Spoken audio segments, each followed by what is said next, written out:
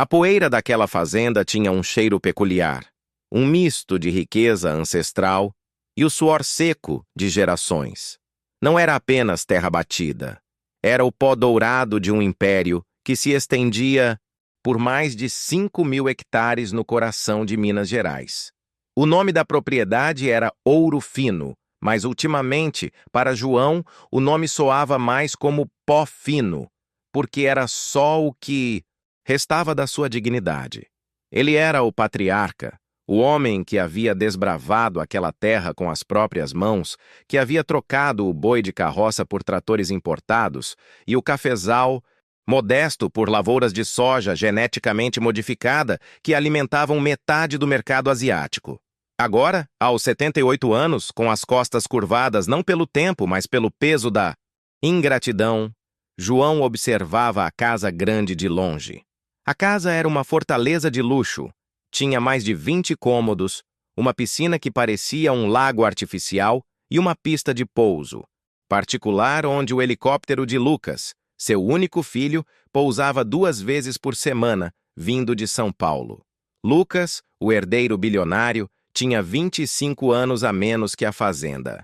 E era a personificação da nova riqueza. Impessoal, eficiente e, acima de tudo, fria. Ele herdou o tino comercial do pai, mas não o coração. Lucas não suportava a presença de João na casa. Não era por maldade aberta, era por conveniência, por imagem. Pai, o senhor sabe, é difícil. O senhor fica circulando pela sala, tropeçando nos tapetes persas. E o cheiro de tabaco... A Patrícia não aguenta. Temos investidores vindo da Suíça na semana que vem. O senhor entende, não é? Negócios. João entendia. Entendia que era uma relíquia empoeirada, um móvel antigo demais para a decoração minimalista e moderna que Patrícia, a nora, havia imposto. Ele lembrava vividamente o dia da mudança, há exatos 10 dias. Lucas não fez um discurso. Ele apenas deu uma ordem à empregada para que preparasse um colchão. O colchão não foi para o quarto de hóspedes, nem sequer para a edícula. O colchão foi para o galpão. Não o galpão de ferramentas novas, climatizado, onde guardavam os tratores John Deere de última geração. Foi o galpão velho, o primeiro que João tinha construído há meio século. Era um barracão de madeira bruta, com um chão de terra batida que voltava a ser poeira a cada passo e um teto de zinco ondulado que reverberava o calor do sol do meio-dia como um forno. Lá, entre sacos vazios de ração e ferramentas enferrujadas que há muito haviam sido substituídas, estava a nova morada do fundador do Império Ouro Fino. João arrastou o colchão fino, sentindo a pontada na coluna. Ele não disse uma palavra a Lucas, pois sabia que as palavras não teriam efeito. A dor que sentia não era física. Era o peso esmagador de saber que toda a sua vida, todo o sacrifício, havia culminado nisso, ser exilado entre o entulho da sua própria criação. Na primeira noite, o silêncio era insuportável.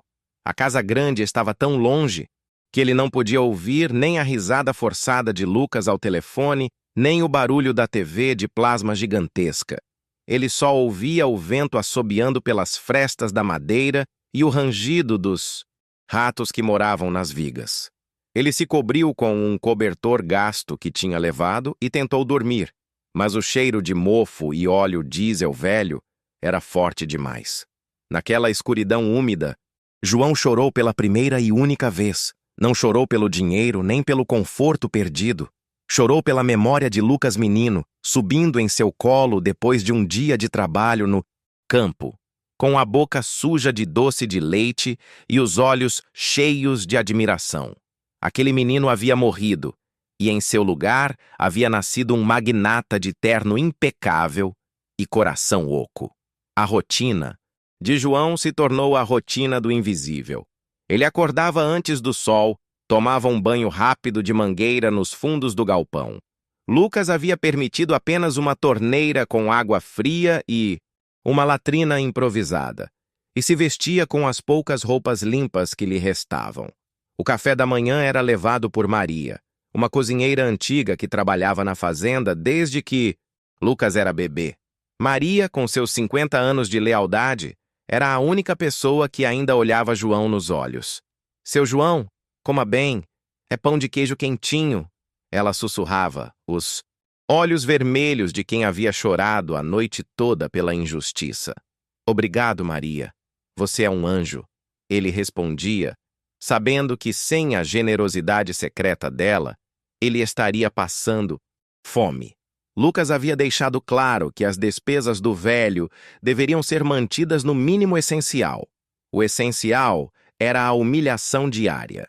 Certa manhã, enquanto caminhava lentamente pela estrada de terra que levava ao galpão, Lucas e Patrícia passaram por ele em um quadriciclo de luxo. Eles estavam rindo, Patrícia com óculos de sol gigantes e Lucas com uma expressão de satisfação que João não via desde que ele havia fechado seu primeiro grande negócio na Bolsa de Valores. Lucas diminuiu a velocidade apenas para dizer: Pai, lembra-se de não sair muito para a frente da casa. O paisagista novo está chegando e não queremos que ele pise em lixo, não é? Lixo. Essa palavra o atingiu como um tiro no peito. Lixo, o homem, que o criou, que deu a ele a terra e o nome, era agora considerado lixo, que poderia estragar a estética de um jardim. A indiferença era pior do que a raiva. A raiva explode, a indiferença apodrece. João parou na beira da estrada e observou o pó levantado pelo quadriciclo se assentar lentamente sobre ele. Naquele momento, ele teve um pensamento perigoso. A vingança. Não a vingança destrutiva, mas a vingança da verdade. Ele precisava que o mundo soubesse o que Lucas havia feito. Ele precisava que a arrogância dele fosse confrontada. Ele se virou, olhou para o galpão decadente, que era agora seu quarto, e sentiu a injustiça pulsar nas suas veias. Se você sente essa injustiça na pele, se você já viu um pai ou uma mãe ser tratado como um estorvo depois de dar tudo o que tinha, já clica em seguir para ver o troco que ela vai levar. Essa história não podia ficar guardada. A dor de João era a dor de muitos, pais ao redor do país, abandonados na velhice depois de construir castelos para filhos ingratos. Ele tinha que ter fé que o universo, ou algo maior, agiria. Os dias se arrastavam, longos e quentes. João passava as manhãs consertando pequenas coisas quebradas que Lucas havia jogado fora, mantendo a mente ocupada. À tarde, ele se sentava sob a sombra esparsa de um velho pé de manga observando as lavouras. Ele as conhecia centímetro por centímetro. Ele sabia onde o solo era mais rico, onde a irrigação falhava, onde a praga iria atacar primeiro. Lucas, no entanto, administrava tudo de um escritório refrigerado em São Paulo, baseado em relatórios digitais e análises de satélite. Ele nunca tocava na terra. Ele desprezava a sabedoria intuitiva de seu pai, considerando-a arcaica. Pai, o senhor não entende de tecnologia. Aquele sensor de umidade vale mais que 100 anos da sua experiência. Lucas disse uma vez, com um sorriso de superioridade que feria mais do que qualquer bofetada. A fazenda era uma máquina de fazer dinheiro, mas Lucas estava gerenciando-a com uma precisão fria que negligenciava o espírito da terra. E a terra, João sabia, era viva. Ela respondia à atenção, ao respeito. Na segunda semana de exílio, a chuva parou. O sol de agosto começou a queimar com uma ferocidade incomum. A previsão climática, que Lucas confiava cegamente, dizia que seria uma seca curta, de 10 dias. João, olhando para o céu cor de chumbo, sabia que seria pior. Ele sentia o peso da seca na garganta, no ar seco. Ele tentou avisar Lucas. Esperou Lucas sair da casa caminhando com a ajuda de sua bengala rústica. A única coisa que Lucas não tirou dele, talvez por pena ou por ser muito trabalho, e o interceptou perto do portão. Filho, precisamos ativar as bombas reservas. A água da represa principal está baixando rápido. Demais. Essa seca vai durar. Eu sinto. Lucas parou, Puxou o celular do bolso e olhou para a tela, franzindo a testa. Pai, para.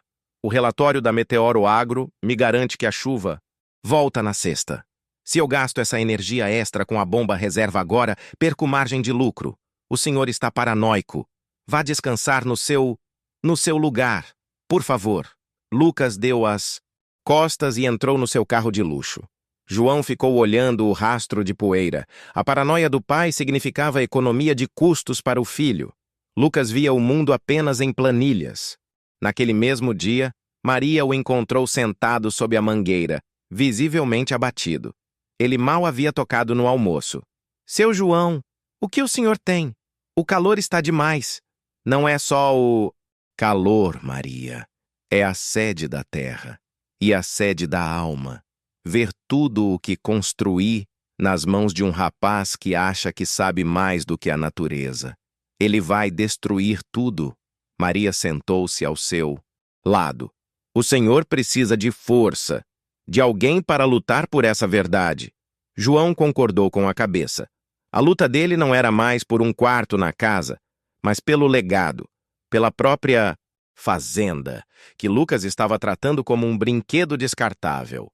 Se o valor da família, se o respeito pelo passado e a sabedoria dos mais velhos ainda pulsa no seu peito, pausa 1 segundo e se inscreve no canal.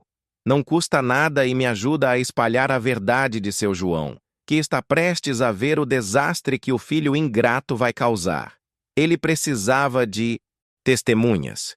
Ele precisava de uma comunidade que entendesse que a ganância de Lucas era uma doença social, não apenas um problema familiar. A seca continuou. 10 dias se passaram. Depois 12. Depois 15. O céu ficava azul, sem nuvens, um azul zombeteiro. As lavouras de soja, que antes eram um tapete verde viçoso, começaram a ficar com as pontas amarelas. As folhas, em vez de apontar para o céu, começavam a se enrolar, numa tentativa desesperada de conservar a pouca umidade que restava. Lucas, em São Paulo, continuava monitorando os relatórios, ignorando os telefonemas desesperados do gerente da fazenda. José, pare de drama. A queda de umidade é sazonal. Vai chover. Eu tenho dados. José, o gerente, era um homem do campo. Ele ouvia os protestos silenciosos da terra. Ele tentou ir a João pedir conselhos, mas Lucas havia proibido expressamente qualquer contato. O velho é senil. Se ele tentar te dar alguma ordem, avise-me imediatamente e mantenha-o longe das bombas d'água. João percebeu que precisava agir. Mas de que forma? Ele era um prisioneiro honrado, mas ainda assim, um prisioneiro. Uma noite, ele não aguentou mais o cheiro do galpão. Ele saiu, caminhou devagar na escuridão sob a lua cheia e se dirigiu à parte mais antiga da propriedade, um pequeno oratório de pedra que ele havia construído nos anos 60, quando a fazenda ainda estava começando. Era ali que ele rezava para que a colheita fosse boa e para que Lucas nascesse saudável. O oratório estava em ruínas. Patrícia havia achado que a estética era pesada e Lucas havia simplesmente abandonado o local. Havia teias de aranha e a imagem de Nossa Senhora, gasta pelo tempo, estava inclinada sobre o altar improvisado. João se ajoelhou, sentindo a frieza da pedra sob os joelhos. Ele não rezou por si, rezou pela fazenda, pelo futuro dos peões, pelas famílias que dependiam daquela terra para sobreviver. Minha senhora, ele sussurrou, a voz rouca pela emoção. Eu falhei com Lucas. Eu dei a ele tudo, menos humildade. Eu o transformei em um rei sem reino, um rico sem alma. Por favor, não castigue a terra pela minha falha e pela ganância dele. Mostre a ele a verdade, antes que seja tarde.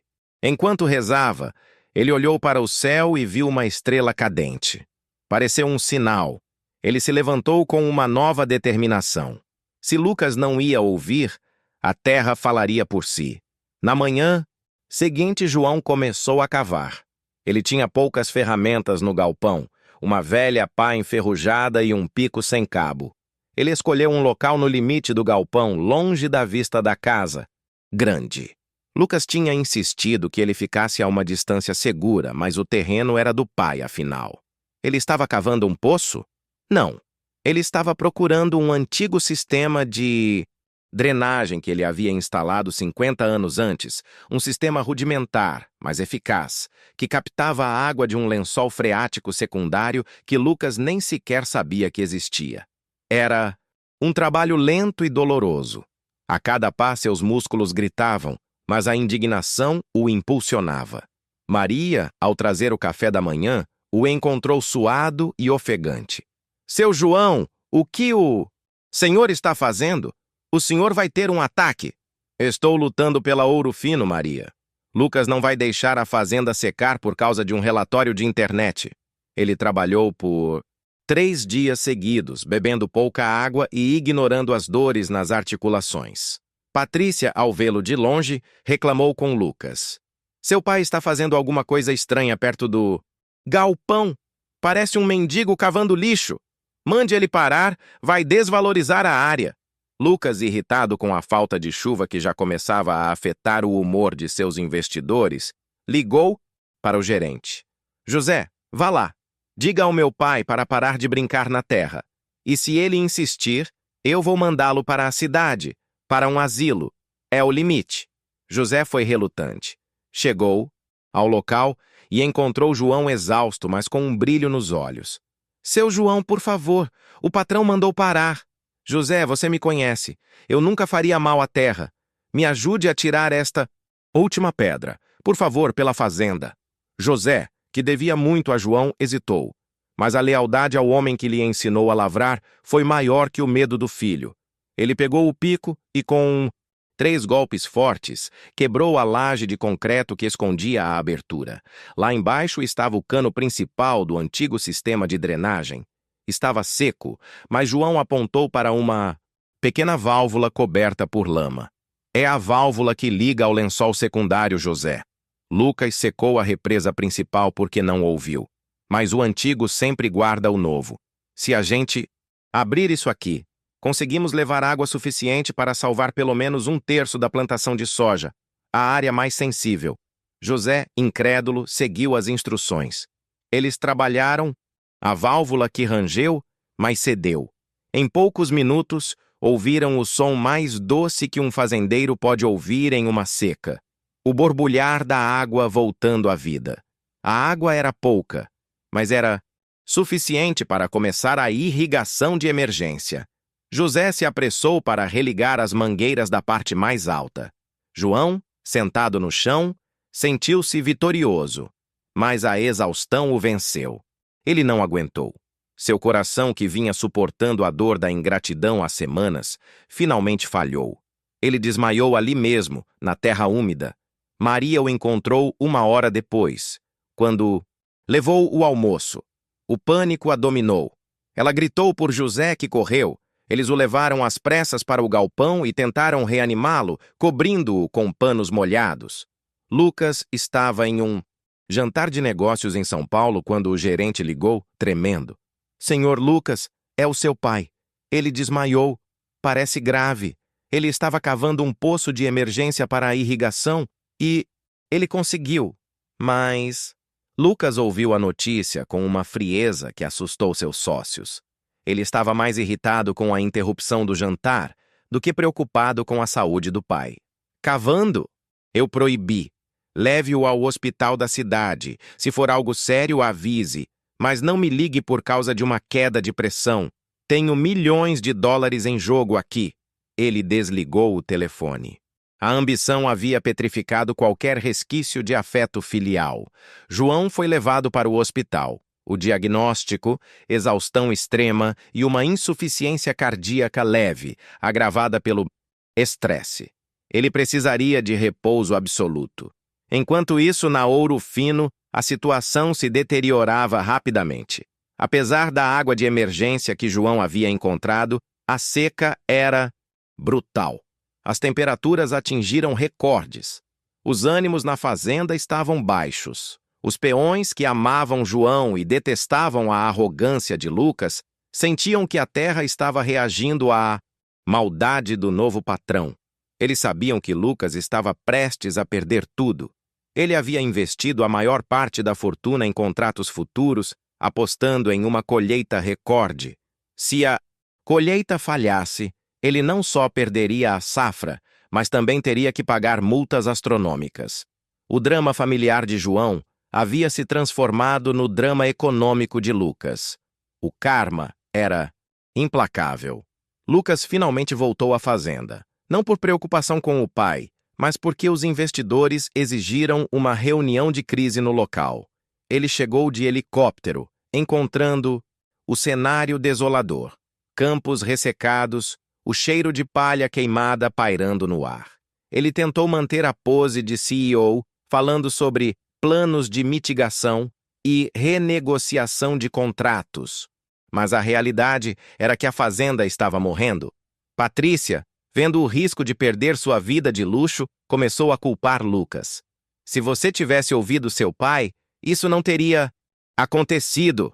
Ele te avisou da bomba, Lucas. Ele viveu nessa terra a vida toda. Não seja ridícula, Patrícia. A culpa é do El Ninho, não do meu pai senil, ele gritou.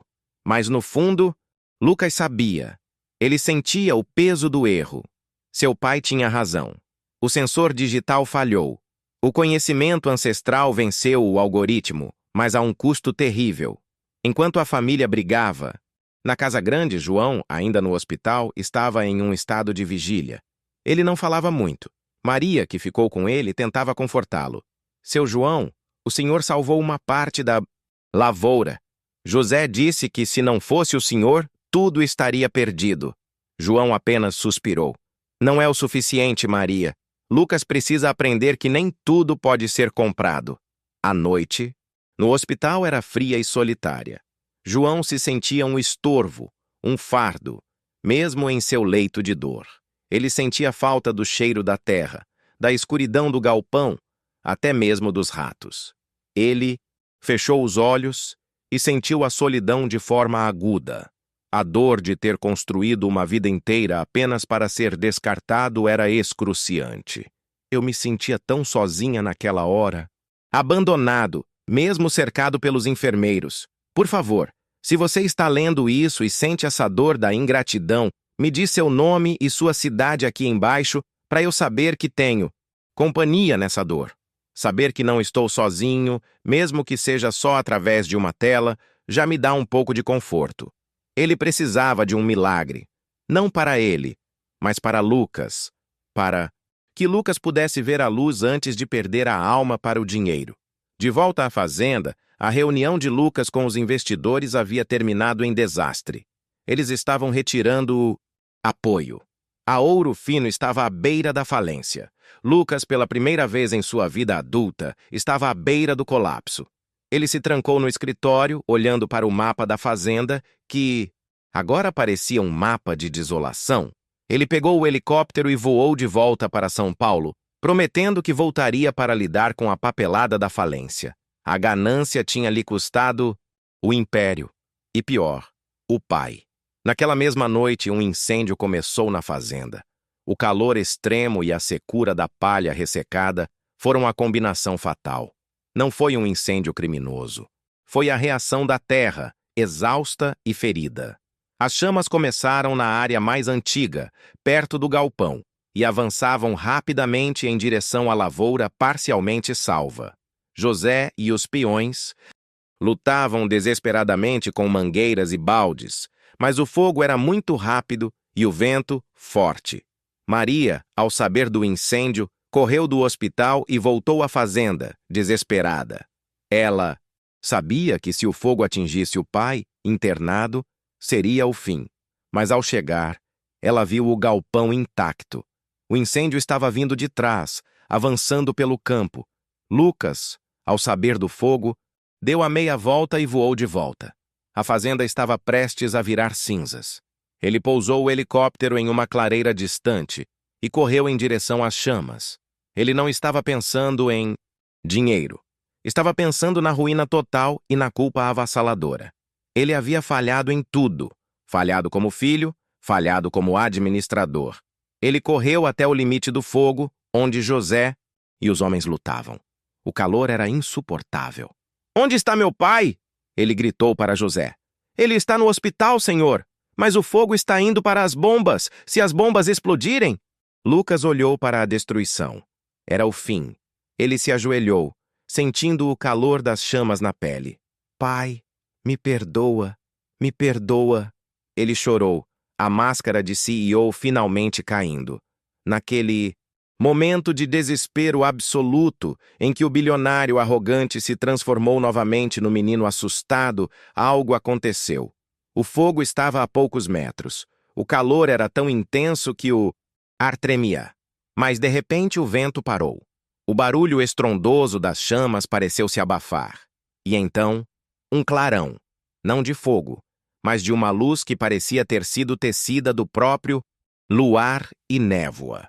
A luz desceu, vinda do céu negro e carregado de fumaça, e pairou sobre o velho oratório abandonado que João havia construído. A figura que apareceu não era assustadora. Era serena e imponente. Era uma mulher envolta em um manto azul celeste e branco, os pés pousados sobre uma pequena nuvem de fumaça que não se dissipava. Ela não tinha rosto, mas irradiava uma paz que Lucas nunca havia sentido.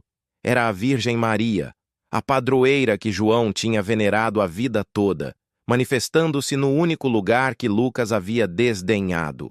A aparição não falou. Ela apenas estendeu as mãos em um gesto de proteção e súplica. E onde suas mãos pairavam, uma barreira invisível se ergueu. O fogo, que avançava como um animal, faminto, parou abruptamente. As chamas se curvaram e recuaram, como se tivessem atingido uma muralha de água invisível. Os peões, exaustos e assustados, caíram de joelhos. Lucas, que sempre zombou da fé de seu pai, estava paralisado, testemunhando o impossível.